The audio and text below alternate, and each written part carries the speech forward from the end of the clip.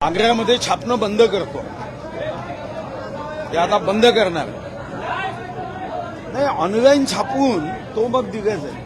आता कसं आग्र्यामध्ये आपण छापतो, अरे काय ते. पेपरच्या अनुषंगाने एक महत्वाची बाब नमूद केली होती की महाराष्ट्र सरकारचा आपल्यावर विश्वास नाही का, केंद्र सरकार आपल्यावर विश्वास ठेवतंय मोठ्यांसाठी, मात्र सीईडीचे पेपर छापायला आग्रह होत आहे. नाही, साधारणतः मंत्री महोदयांनी खासगी चर्चेमध्ये मान्य केलं की आग्र्यामध्ये जे पेपर छापले जातात त्याची माहिती विभागाने कधीच सांगितली नव्हती. आग्र्यामध्ये ते पेपर छापले जायचे आणि आग्र्यावर विश्वास होता. निश्चितपणे ज्या आग्र्यामध्ये छत्रपती शिवाजी महाराजांना बंदिस्त करण्याचा पाप केलं होतं त्याच आग्र्यामधून पेपर मात्र फुटला.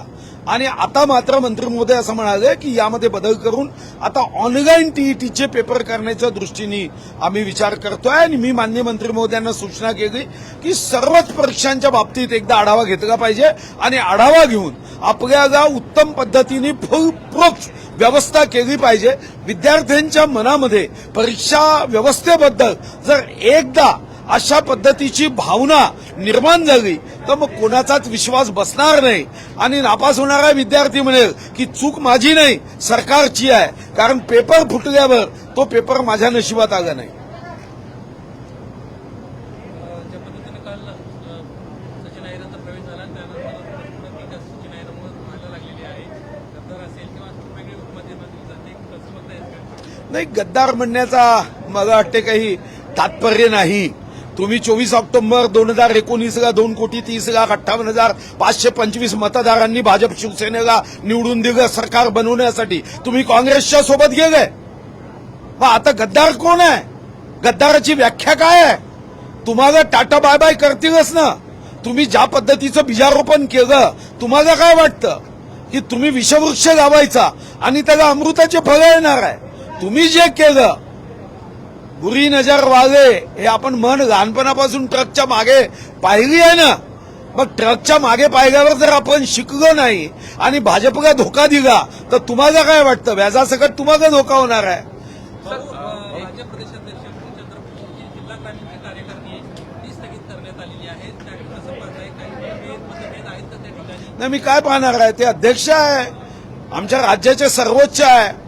त्यांना भाजपला 288 जागा जिंकण्याची त्यांची इच्छा आहे. त्यासाठी ते जे जे करतील ते आम्हाला मान्य आहे. पण अमरावतीमध्ये पण अशाच प्रकारचा प्रकार आपल्याला काल ते अमरावतीचे आमदार सांगतील. मी माझ्या जिल्ह्याचं सांगितलं.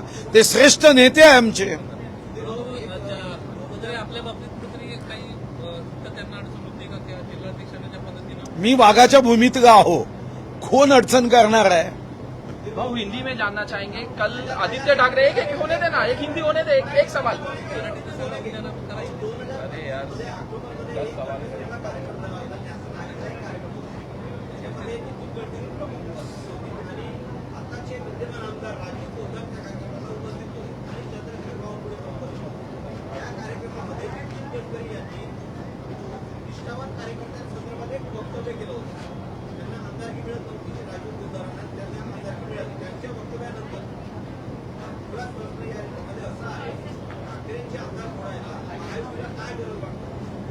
नाही, महायुतीला काय गरज वाटते हा विषय महत्वाचा नाही. महत्व हे आहे की रावणाला सोडून विभीषण का आला, याला प्रभू रामचंद्राला दोष देण्याचं काहीच कारण नाहीये. विभीषणाशी जर त्याच्या वातावरणामध्ये तिथं जीव गुदमरत असेल तर तो श्वास घेण्यासाठी प्रभू रामाचा विचार असणाऱ्या पक्षासोबत येत असेल तर मला वाटतं की त्याला वाईट काय. आणि तुम्ही शिकवलं ना सत्तेसाठी काही पण. हे 24 ऑक्टोबर 2019 या राज्यामध्ये राजकारणाची दिशा बदलवणारी ती 4 वाजताची पत्रकार परिषद पुढचे 100 वर्ष आठवणीत राहणार आहे. भाऊ कल जिस तरह से सचिन अहिर आए एकनाथ शिंदे गढ़ उसको लेके आदित्य ठाकरे कह रहे हैं कि ऑपरेशन टाइगर नहीं है, ऑपरेशन देवेंद्र फडणवीस है, इस तरह से बयान दिया. नहीं, ठीक है, वो माननीय एकनाथ शिंदे जी के गति को कम करने के लिए ऐसे वाक्य बना के स्पीड ब्रेकर लगाना चाहते हैं तो उससे कोई एकनाथ शिंदे जी को आप रोक सकते हो क्या? अरे जो नेता 50 विधायकों के साथ बाहर निकल सकता है उनकी चुंबकीय शक्ति क्या होगी, इस पे बात करो ना.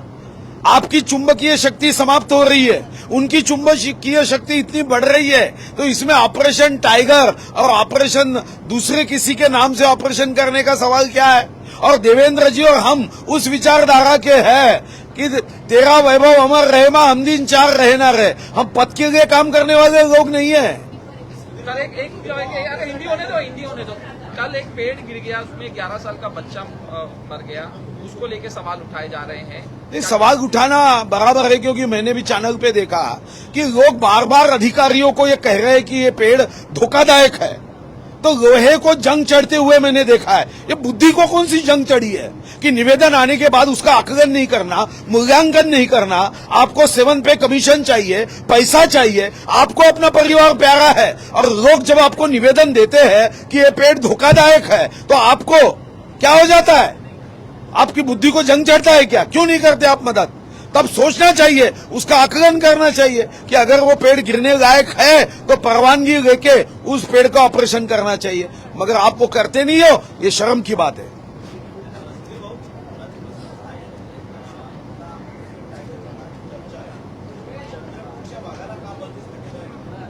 असा आहे, वाघाला कोणीही कधीही बंदिस्त करू शकत नाही, हे पहिले लक्षात ठेवा।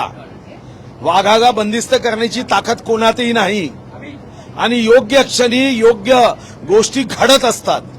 बहुतेक प्रचलितचा विषय तुम्ही मांडला, नीलमुद्रीचा भासल्या का काय नेमकं तुम्हाला या सगळ्या विषयावर त्याच्या नाही, शेवटी मी तुमच्या चॅनलवरून बघत होतो की झाड पडण्याच्या अगोदर लोकांनी वारंवार निवेदनं दिली। तर वारंवार निवेदनं दिली, लोखंडाला जंग चढतो, निवेदन आल्यावर ते वाचायला काय तुमच्या बुद्धीला जंग चढला आहे का? तुम्ही वाचून त्याचं आकलन केलं पाहिजे, पत्राचं उत्तर दिलं पाहिजे। जेव्हा एखादा व्यक्ती किंवा समाजातला एक समूह तुम्हाला वारंवार निवेदन दिल्यावर समर्पक उत्तर देण्याची जबाबदारी 7वा वेतन आयोग घेणाऱ्या, जनतेच्या करातून पैसा घेणाऱ्या, गरीबातला गरीब व्यक्ती कर भरतो त्याच्या मेहनतीच्या पैशातून पगार घेणाऱ्या लोकांची जबाबदारी नाही आहे का? तुम्ही स्वतःला सेवक म्हणता, सरकारी कर्मचारी म्हणता, शेतकरी तापात काम करतो आणि तुम्हाला कामाचा ताप येतो, ही अडचणीचा विषय आहे।